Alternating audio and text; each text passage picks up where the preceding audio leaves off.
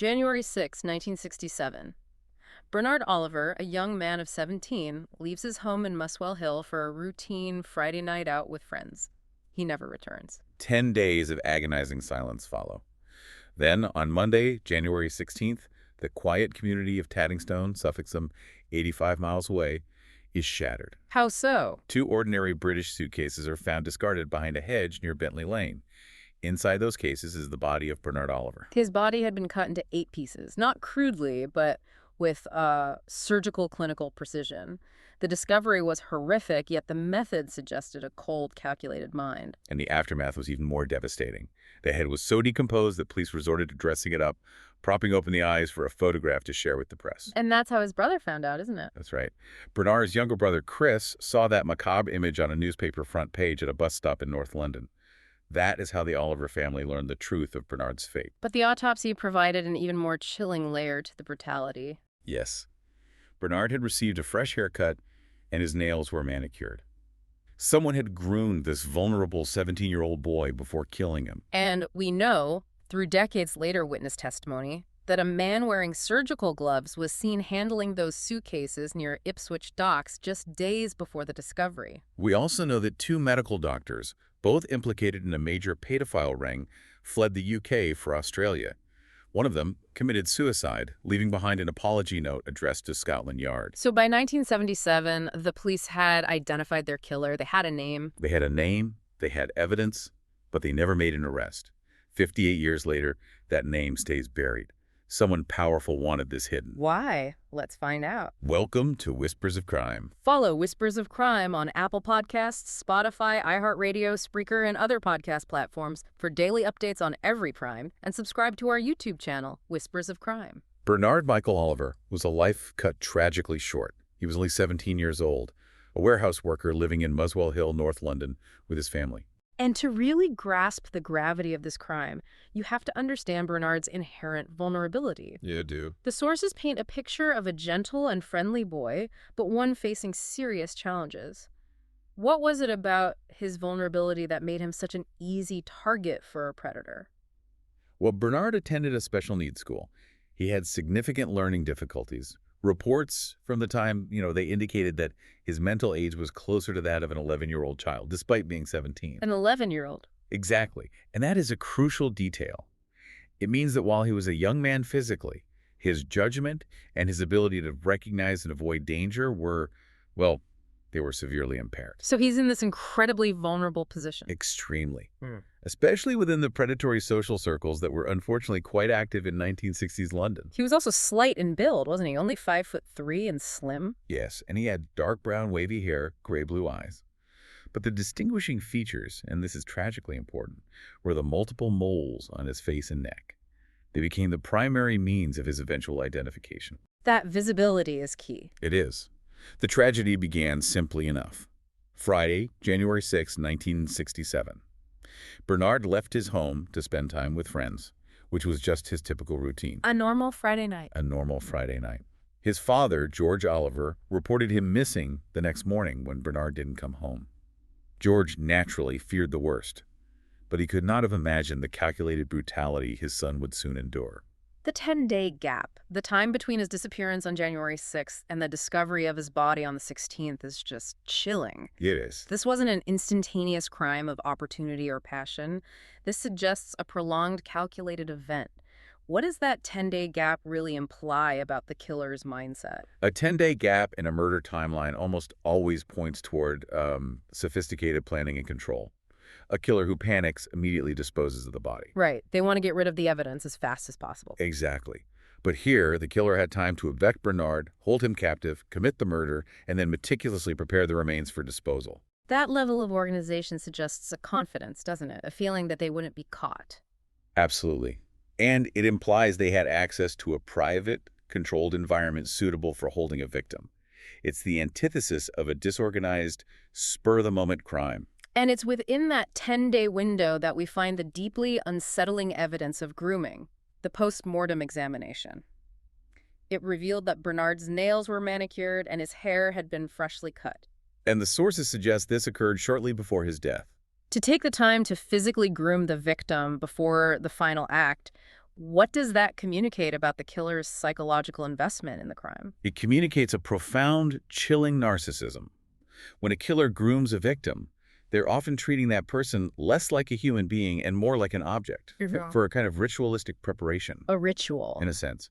For a killer with narcissistic tendencies, this act of caring for the victim, cutting their hair, cleaning their nails, is a means of exerting absolute total dominance and control. It's the ultimate power trip. It is. It strips the victim of their identity and prepares them for the killer's desired ending, whether that was a ritualized assault or simply perfecting the trophy before the murder.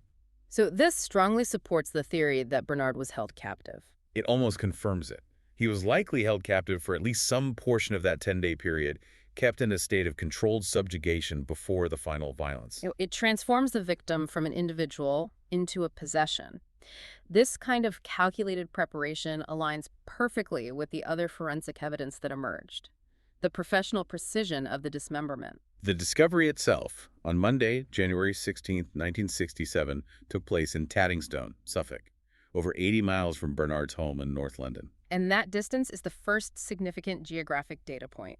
The killer had a vehicle and time. And familiarity with remote disposal sites, or that the murder itself originated outside of London. The find was made by a farm worker, Fred Berge.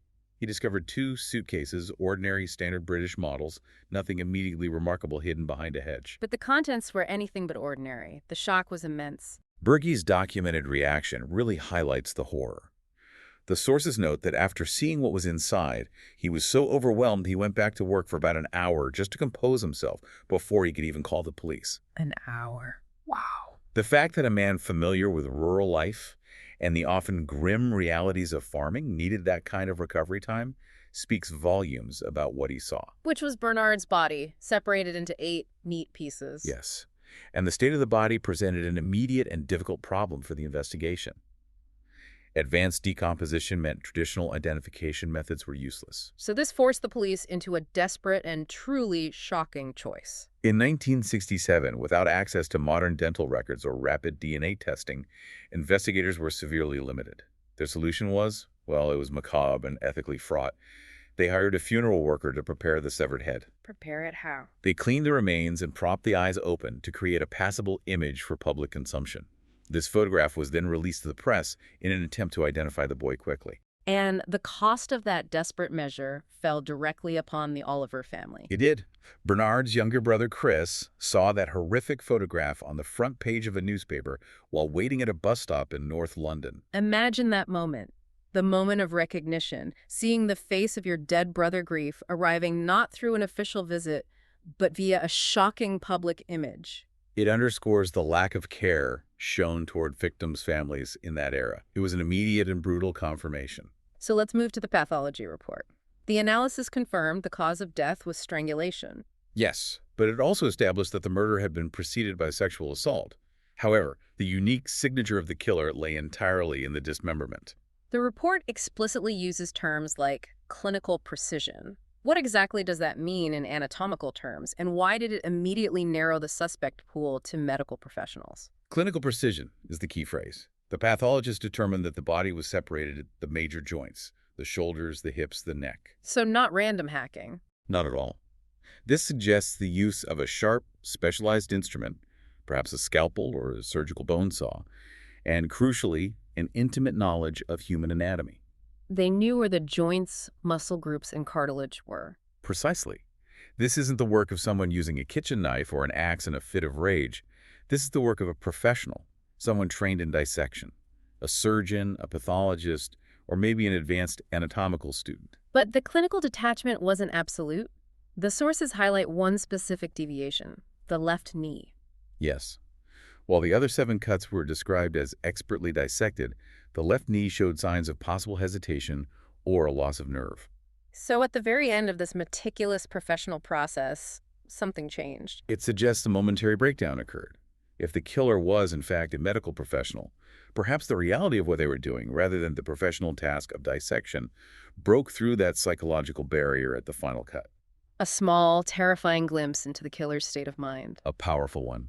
We also know, based on the contents of his stomach, that Bernard had recently consumed a meal. Which suggests The murder happened shortly after he'd eaten with his killer. implying a period of false security before the attack. Now, moving from the body to the physical evidence left behind, we know the suitcases were ordinary, but they contained crucial, specific clues. The first clue was the initials P.V.A., which were painted between the clasps on one of the suitcases, the cream-colored one. This became a major point of investigative focus. And what was the initial thinking on that? Well, police hypothesized the initials might belong to a shipping line, a transport company, maybe a foreign entity, possibly relating to the pirate radio ships operating nearby. But that clue would later prove to be something else entirely. A deliberate act of misdirection by a very sophisticated criminal. What about Bernard's belongings? He was found naked, save for one item. That's the second critical piece of evidence. Trophy taking. Bernard was placed in the cases naked, but his sports jacket was neatly folded and placed alongside the remains. And all his other clothing, trousers, shoes, underwear was missing. Which suggests the killer kept those items as trophies of the crime, or perhaps intended to use them in future crimes against other victims. This strongly indicates a pattern of behavior and a serial offender profile. And the smaller items found with the body. Inside the jacket pocket was an Israeli matchbox, and within one of the cases, police recovered a hand towel bearing the laundry mark QL42. So specific local hooks. Exactly. The laundry mark, along with the P.V.A. initials, and the complete absence of blood at the disposal site in Tattingstone further confirmed that the murder and the dissection had occurred elsewhere, in a controlled environment. A clean space where the killer felt safe enough to perform highly invasive work. The scale of the initial manhunt was significant.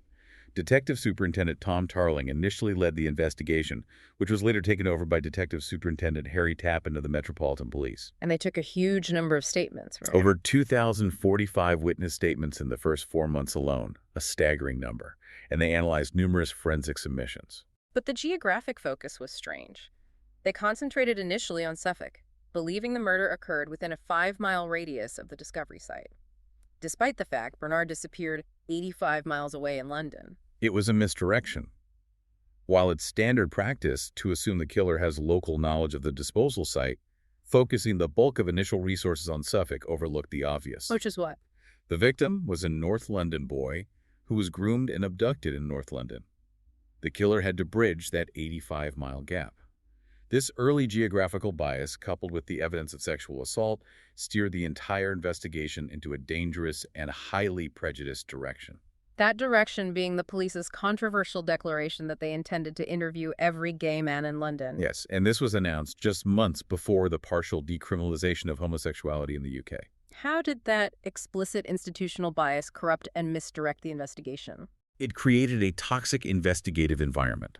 First, it immediately branded the crime as one exclusively belonging to the gay community, despite the surgical evidence pointing toward a professional class killer. And second, it must have terrified potential witnesses. Immensely. In a pre-decriminalization era, this declaration meant that potential witnesses who were gay or who knew gay individuals would naturally fear police scrutiny, harassment, or even prosecution more than they feared the murderer. So this institutional homophobia likely drove away crucial witnesses who could have connected Bernard to his killer. Without a doubt. It essentially guaranteed that the investigation would be hampered by a lack of trust and cooperation from the very community that might have held the key information. Meanwhile, that clinical constraint, the surgeon from Ipswich Hospital confirming the dismemberment required professional medical knowledge, that should have narrowed their focus significantly. It should have, but the sources show the police continued to chase leads based on lifestyle connections rather than professional skills.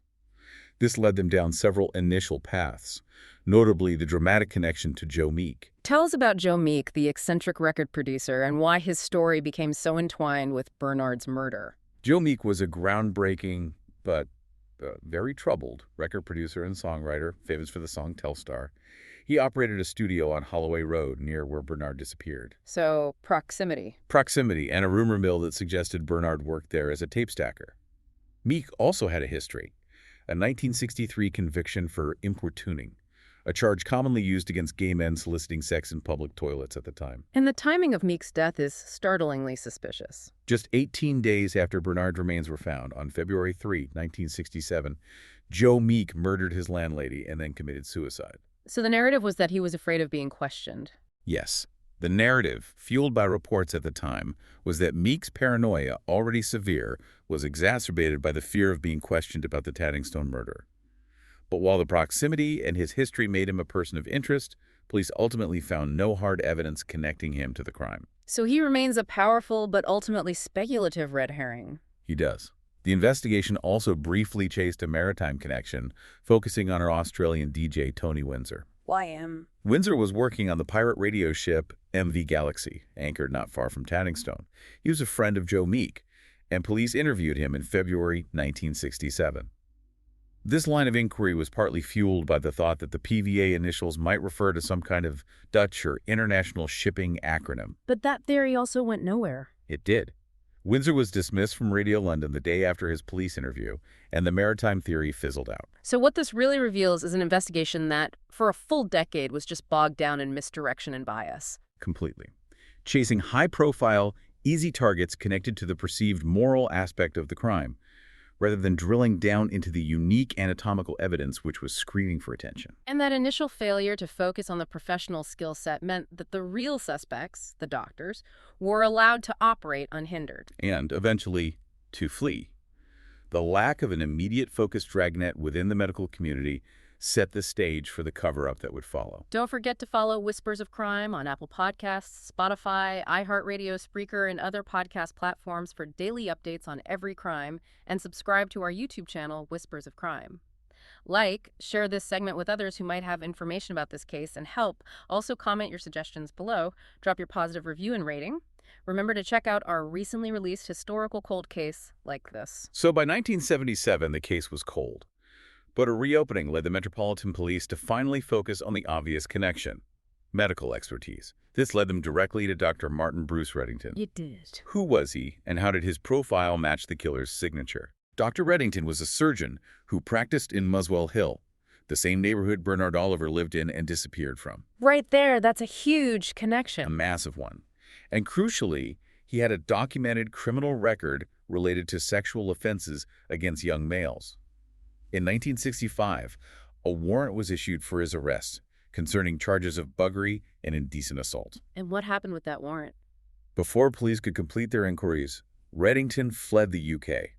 He initially went to South Africa and later settled in Australia, making occasional return visits to the UK despite the outstanding warrant. So you have a surgeon in the correct location with the required anatomical knowledge and a history of fleeing justice after sexually assaulting males.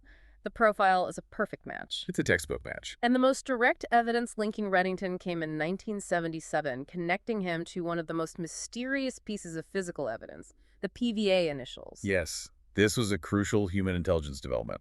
A woman who worked at a Muswell Hill laundrette came forward during the renewed investigation. And what did she say? She was shown a photograph lineup and positively identified Reddington. She recalled seeing him removing dirty clothes from a suitcase matching the description of the one found in Tattingstone, the one with the P.V.A. initials. So that places the primary suspect in possession of the murder suitcase in the victim's neighborhood around the time of the disappearance? Exactly. And the laundrette records also indicated that 3 men used services connected to the P.V.A. initials, and Reddington was one of them. The link was direct and tangible. The evidence was overwhelming. Proximity, expertise, history, physical evidence corroboration. So why was Dr. Reddington never arrested or charged for Bernard's murder? This is the nexus of the institutional failure. By 1977, Reddington was living in Australia, having already fled justice once. Despite the compelling witness identification and all the other evidence, British police determined there was insufficient evidence to justify a formal extradition request for murder. Insufficient evidence? How is that possible? It's a decision that, looking back, is baffling.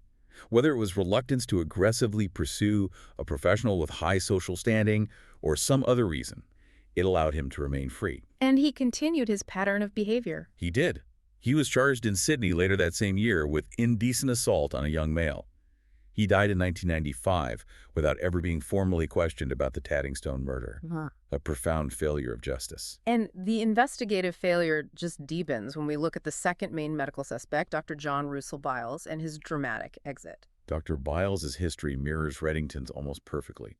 a medical professional, acquitted of assaulting a 16-year-old male in 1963. And he also fled the UK. Yes. When inquiries began into a wide-ranging sexual abuse ring in Huddersfield in the early 1970s, he also landed in Australia and was arrested in Sydney in 1974 for alleged indecent assault, absconding on bail shortly after. And his death, the suicide. It occurred 8 years to the day after Bernard's body was found. The timing is impossibly coincidental. It is.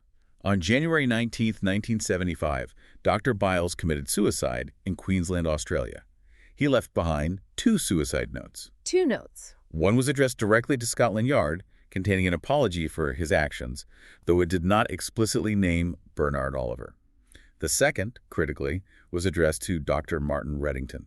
A note to Reddington. If the note to Scotland Yard was an apology for criminal acts, then the existence of a private note to the other main suspect speaks volumes about their shared guilt. Yeah, it does. And the contents of that second note were never publicly disclosed. Why not? The refusal to disclose the note suggests the police obtained intelligence that was deemed too sensitive or perhaps too politically damaging to reveal. If that note detailed a murder, implicated Reddington, or worse, named other high-profile conspirators, suppressing it would be a deliberate act to contain the scandal. Which brings us to the core issue, the Holy Trinity paedophile ring. This wasn't just 2 individual doctors. It was a powerful, protected network. This is the key insight. Both Reddington and Byles were identified as members of the Holy Trinity Church of England paedophile ring in North London. This was an organized criminal enterprise. How organized? The sources confirmed that the ring utilized church premises to commit sexual assaults, systematically photograph the children, and then sell those photographs commercially. This scale of operation using an established institution like the church requires an immense amount of systemic protection and complacency from authority figures to remain undiscovered for so long. And the sources also confirmed that the 2 doctors were prime suspects in another suitcase murder of a young London boy that occurred in 1973. That link demonstrates a clear pattern of operation and disposal, targeting vulnerable boys, using clinical dismemberment and suitcase disposal. Bernard Oliver's murder was likely not an isolated event, but a visible symptom of a deep, entrenched problem. And the institutional protection afforded to these men is the reason the case remains officially unsolved. Their professional standing and access to power were seemingly sufficient shields against justice. Before we move on, let's just briefly touch on the alternative theory involving the Cray twins. It keeps coming up because of the Suffolk connection. Right. Reggie Cray, the notorious gangster, had a known connection to Suffolk. He was evacuated there during the war and bought a house near Tattingstone in 1968. And he made a deathbed confession. He did. In 2000, Reggie Cray claimed in a BBC documentary to have committed an unknown murder. His cellmate later alleged that Cray confessed to killing a young gay boy. But investigators don't believe it was Bernard. Generally, no. They agreed the Cray confession most likely refers to the disappearance of Edward Mad Teddy Smith in 1967. Given the forensic specificity of Bernard's case, the anatomical precision, the Cray theory is widely regarded as a persistent geographic distraction from the hard evidence pointing toward the doctors. Even after decades, cold cases can be broken open by witnesses finally feeling safe enough to come forward. And in 2012, 45 years after the murder, Robert Thurston provided critical testimony. And his account is essential because it directly corroborates the surgical suspect theory. It places the suitcases and a man with medical markers close to the disposal site days before the body was found. What did he see? Thurston, who was a teenager at the time, recalled an incident between 1 and 2 a.m. in early January 1967. He was near the R&W Paul offices near Ipswich Docks, roughly 10 miles from Tattingstone. He heard a loud noise and saw 2 suitcases, consistent in description, with the Tattingstone discovery sitting inside the gate of the office building. And he saw the man handling them. Yes. A well-dressed man, wearing a long black coat and polished shoes, emerged from the offices. Crucially, the man was holding his hands up as if to wash them, and he was wearing pink medical gloves. Surgical glove. Exactly. Thurston, having recently had appendix surgery, instantly recognized them as the surgical gloves his own doctor wore. This testimony is investigative gold. It links the suitcases, a location near the disposal site, and a man using professional surgical protection, all before the body was public knowledge. And Thurston tried to report this much earlier, in 1977, but he was dismissed by police. He was. They dismissed him due to his age. It's another layer of investigative failure. dismissing a crucial eyewitness based on bias against youth. So in 1977, they had the laundrette witness identifying Reddington, and they could have had Thurston's testimony placing a man in surgical gloves with the cases. They just ignored it. They did. By ignoring Thurston, they forfeited a direct link between the suspect profile and the immediate disposal area, further undermining their ability to secure extradition. We also have corroboration from a 2019 witness, a female horse rider. Her account is intriguing. As a teenager, she saw a boy carrying 2 suitcases up a hill in Tattingstone. She later recognized the boy as Bernard due to his distinctive facial moles, the very features for the press photograph.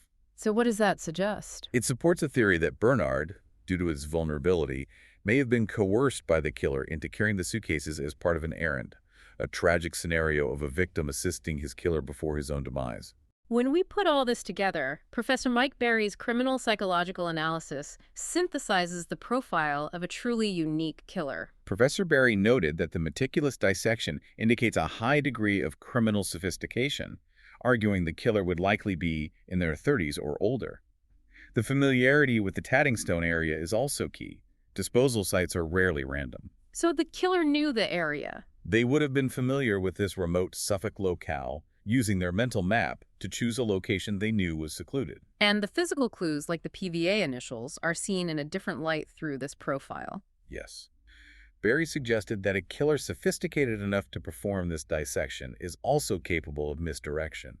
The P.V.A. initials were potentially a deliberate red herring, meant to send police down blind alleys while the killer escaped. What about the strange choice to leave both cases clinically dismembered in the same location? That seems unusual for a calculated killer. It's highly unusual. Leaving both cases together suggests 2 possibilities. Either the killer faced a momentary, overwhelming obstacle, like a car problem or a time constraint that resulted in a brief panic, or, chillingly, the killer deliberately wanted the remains found, but only after they had completed their ritual. This entire case is just a study in the forensic limitations of the 1960s and institutional resistance. The list of failures is long. Police dismissed critical witness testimony, they failed to secure extradition for prime suspects, and they were hampered by the lack of technology. We're left asking, if the evidence had been preserved properly, what could modern forensic technology do today? Let's detail that. What specific opportunities could still exist? The potential is transformative, provided the evidence was properly archived. First, we could apply mitochondrial DNA and YSDR profiling on any remaining biological matter. YSDR tracks the paternal line, so if we find the killer's DNA, we could trace male relatives who might still be alive. And what about on the physical evidence itself? The suitcases, the towel? This is where specialized techniques like MVAC technology come in.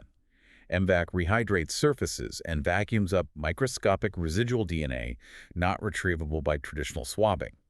Even decades later, touched DNA skin cells transferred by simple contact could potentially be lifted from the suitcase handles or the towel. It could tell us who handled those cases. It could.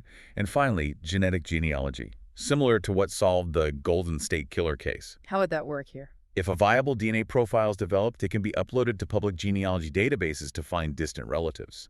This generates familial leads, which, when combined with the specific profile we have of the killer, a Muswell Hill surgeon active in the 1960s, could potentially identify the killer or their immediate family. It's the cold case solution Bernard Oliver's family still desperately needs. Bernard Oliver remains the central tragedy of this story. A boy of 17, highly vulnerable, was abducted, sexually assaulted, strangled, and then dismembered with the clinical skill of a surgeon. 58 years later, the case remains officially unsolved. A painful indictment of the investigative and legal systems of the era. The injustice is compounded by the fact that the 2 primary suspects, Dr. Reddington and Dr. Byles, died or fled without ever facing trial for Bernard's murder. Justice was evaded. Completely. And the truth of what happened in that 10-day window remains buried with them. Bernard was laid to rest in East Finchley Cemetery, near his home, survived by a family whose lives were shattered. His epitaph, placed by his family, speaks to that lasting grief. So sad was the day you were taken from us. You will always be in our hearts forever, dearest brother. Always loved, never forgotten, R.I.P. This wasn't just a crime. It was a systemic catastrophe. The evidence points overwhelmingly towards systemic institutional protection. The fact that two medical professionals, both documented members of the Holy Trinity pedophile ring, were allowed to escape prosecution demonstrates that their power and connections were sufficient to subvert the normal course of justice. The police hesitation to pursue extradition for a high-status suspect ensured that the full scope of their crimes remained shielded from public scrutiny. It did. The power of cold case persistence is our only hope now, coupled with the potential of modern technology to overcome the forensic limitations of the 1960s. We understand the failures now. We know who was highly suspected, and we know why they were never caught. And if we weigh all the evidence, the calculated grooming, the collection of clothing as trophies, the surgical precision, and the documented fact that these two doctors were tied to a larger, organized pedophile network and suspected in another suitcase murder. It leads to a final, chilling question. It does. A question that speaks to the scale of this predatory operation. Was Bernard Oliver the first victim of this powerful network, or was he simply the only one they failed to hide completely? Don't forget to follow Whispers of Crime on Apple Podcasts, Spotify, iHeartRadio, Spreaker, and other podcast platforms for daily updates on every crime, and subscribe to our YouTube channel, Whispers of Crime. Like, share this segment with others who might have information about this case and help. Also, comment your suggestions below. Drop your positive review and rating. Remember to check out our recent released UK historical cold case like this.